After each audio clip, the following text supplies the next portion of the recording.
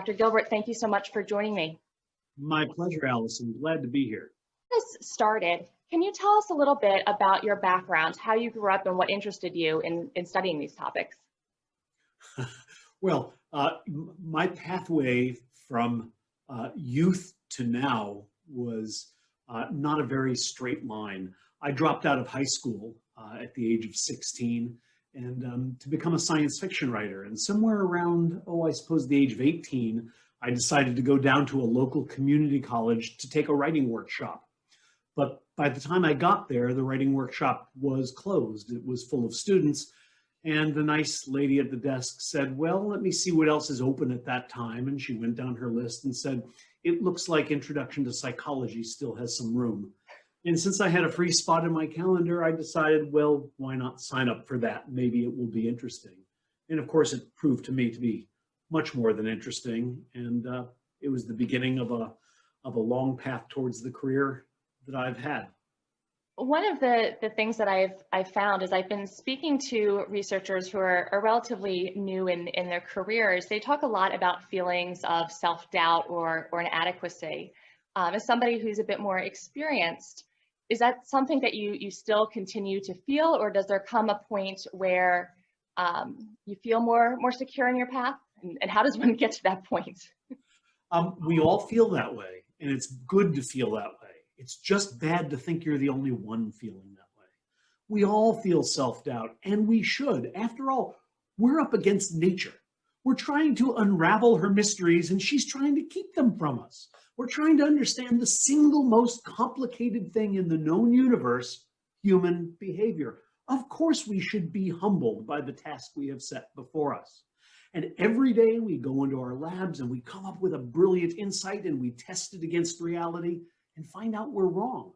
Who wouldn't be filled with self-doubt? But that's part of the game, and that's part of why we're doing this together. So we hold hands and we try again. That's how science works. You know, I think it was Huxley, one of the Huxleys, who said, science is the art of going from failure to failure without a loss of enthusiasm. That's what we have to keep in our hearts, a great enthusiasm for this task. There's many ways to figure out human nature. Only one of them has ever proved that it works, and it's the scientific method. We're on a great mission together, and of course it's going to be hard. And if you can't take a hard mission, you are in the wrong business. So welcome to the world of self-doubt. Happy to have you here joining me. Helpful, thank you. And as a researcher, what does your typical day look like? Is there such a thing as a typical day? Well, somehow research sounds glamorous because when you read a textbook as an undergraduate, you're reading about the end product of years of work. And somehow you imagine that every day was like that end product, this wonderful sense of discovery.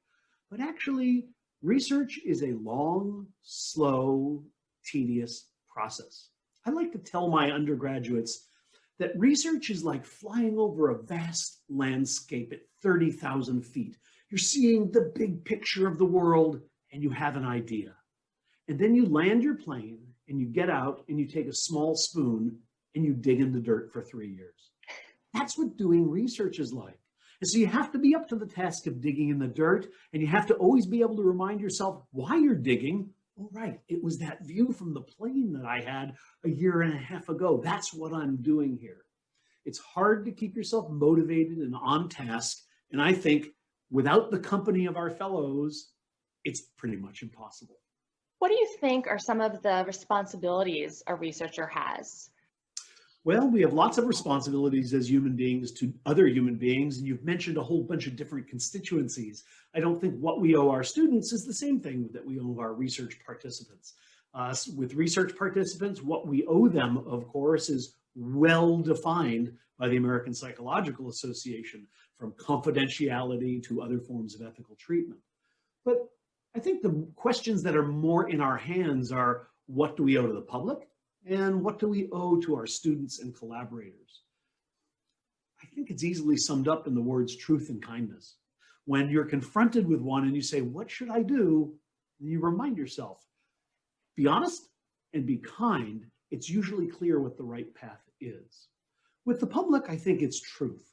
Now, I think a lot of psychologists are very afraid to talk to the public because scientific truths are inherently probabilistic. We draw conclusions about what is likely to be the case. And then we often turn out to be wrong later on. I always tell my students when I teach introductory psychology, half of what I'm going to teach you this semester is wrong.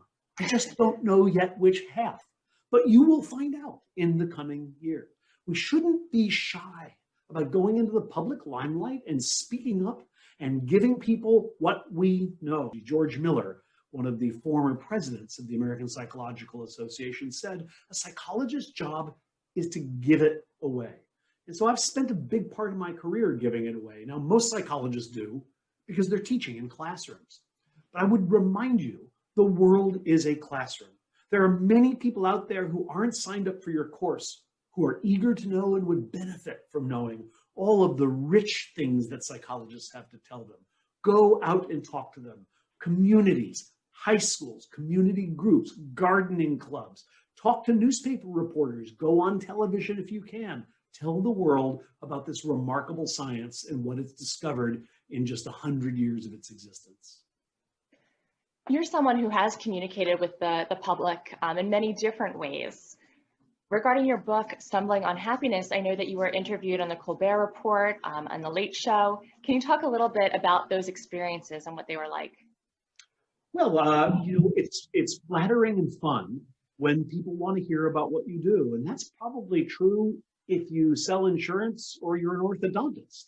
It's lovely when people say, tell me more about your interests. And it's even lovelier when the person asking you is sitting in front of an audience of 20 to 30 million people. So if you're sitting with Stephen Colbert, who's one of the smartest, funniest people in the world, odds are you could be made a fool of. So it's a little bit nerve-wracking. But in the end, what was fun about those appearances was I got to tell the world about a little tidbit of psychology. And from the email that I got back, it made a difference for people. So, wow, I didn't know that about happiness. I'm going to go learn more. Where can I learn more about the science of happiness rather than just accepting what my mother and my rabbi told me? I love that fact that I almost feel like I am fortunate enough to have been asked to go spread the gospel. And it's not the gospel of my research. 99% of the time when I'm standing up in public talking about psychology, I'm talking about the things you found, that our colleagues found, not the things I found. As an ambassador from our field, I get to tell the world about every amazing piece of it, every bit in Psych 1, from neurons to neighborhoods. That's a big responsibility, but it's also a great deal of fun. So I need to ask if you can share a bit of that wisdom with us. We are in the midst of a global pandemic. There's a lot of social, economic, environmental upheaval in the world. How does someone find some moments of happiness within all of this? It's such a hard question, Allison. What makes it hard is that you're talking about so many different situations. So if one of my colleagues said, Dan, I know you're there on the second floor and happiness is one of the things you think about. Can you give me some advice? I'm talking to a person who is well and has a paycheck and a nice house. What they're suffering from is having been confined for 8 months, maybe without seeing some of the people they love. But they have food on the table and they have medical care. That's totally different than somebody says, how do I find happiness? Because I'm living in my car with 2 children and one of them is sick. Those just aren't the same question, and it would be glib to try to give a piece of advice to both of those people. I guess what I could say about this situation and any situation is that we know the best predictor of human happiness is our connection to other people. It's a better predictor than our health, than our wealth, than our age, gender, social class. We are the single most social animal on earth by a landslide. And so it's no wonder that the things that make us most fulfilled and most stressed are other human beings.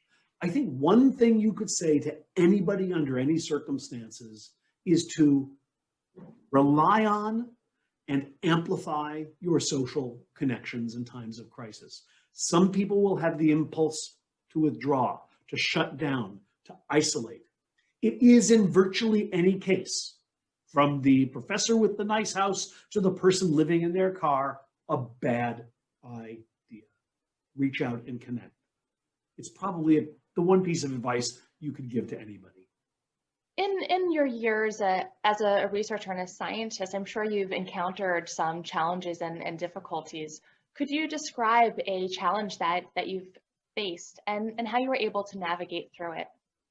You know, I think the privilege of being a researcher at a fine university and having the luxury of exploring questions that intrigue you, working with bright young people, is just unparalleled. Certainly the biggest challenge is finding something worth researching. You know, getting answers is not hard. Psychologists have techniques ranging from interviews to fMRI that allow us to answer questions. The only hard thing in psychology is figuring out what questions to answer, finding a good question whose answer is illuminating, unknown, rich, and important. That's the big challenge. I suppose the other challenge is that if you're a professor, a lot of people depend on you. So all of my graduate students, for example, are working hard on projects with me, and they need to get jobs. And the biggest challenge for me is when they find that difficult. My heart just breaks. I feel like, oh my gosh, have I failed them? How come they're not able to get a job like mine?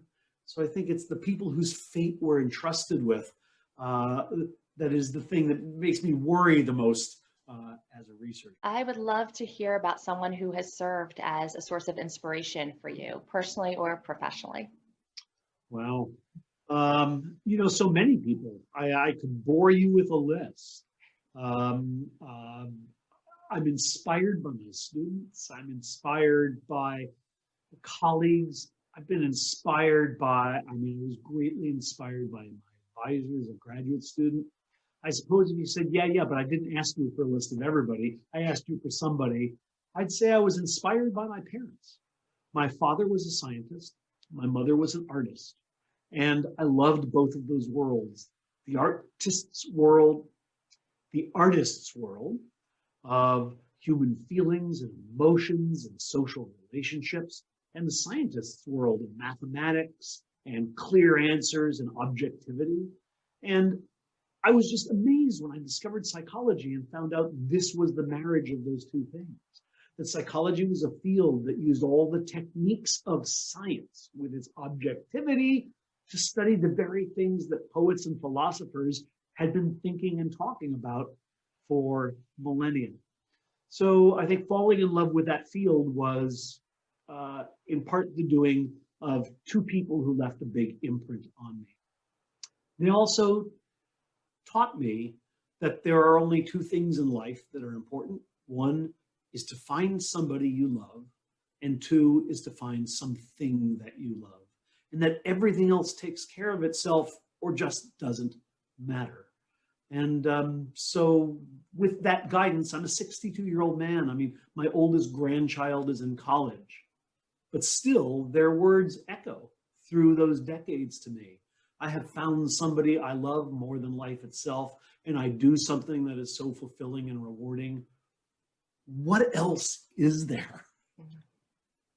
I know you're a very busy man. How do you begin to determine what you can say yes to when you have to say no to things? How do you prioritize your time? I think the important thing is to realize that every time you say yes to something, you are saying no to something else. And that when you say yes to a lot of things that kind of sound good, or somebody leans on you and suggests you need to do it, you're saying no to your spouse and your family who rely on you uniquely for the things they get from you. You're saying no to your students who come to work with you, who are in your classroom. You're saying no to all those people every time you give your time away. And so my default is no. When somebody asks me to do something, my default is, no, I can't do that. And it's not because I'm mean or I don't want to, it's because time is limited. And I've already made commitments to a number of people in my life, and they look to me to fulfill those commitments. So I think if you just start with no, and then require that you should be convinced to say yes, you get a very different calendar than if you start with the opposite default. So at this point in my life, having been interviewed about everything I know and tons of things I don't know, I just say no to interviews, virtually any interview. I'm here with you because you're doing a really great project. You're a fellow psychologist, you're doing something for students, and that's a #1 commitment for me. So I have the time to say yes to you because I've said no to so many other people.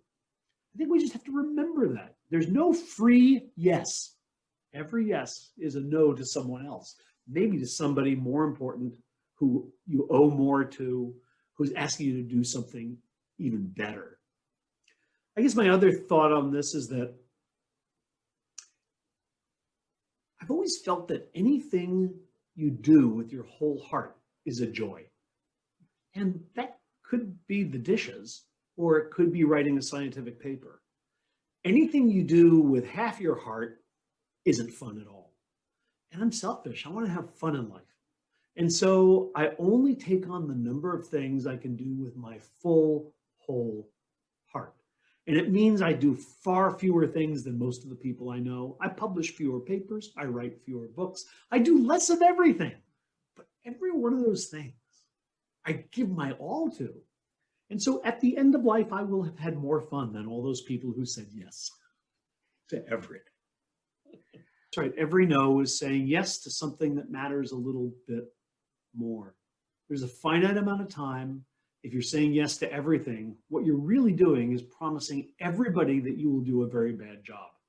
That's not the way to live a life, at least I don't think so. So when you do have some extra time, how do you like to spend it? What are some of your hobbies or personal interests? Well, I can think of how I spend time, but for example, my grandchildren are just great delights to me, but I never think of that as extra time. I think of that's what I'm here on earth to be doing. When you say extra time, I'm assuming this is time when I'm not doing something related to my job. I'm not being with a family member I adore. What am I doing then? The answer is very clear: music. It's always music. It's some form of music. I'm reading about music, I'm listening to music, I'm collecting music, I'm playing music, I'm writing music.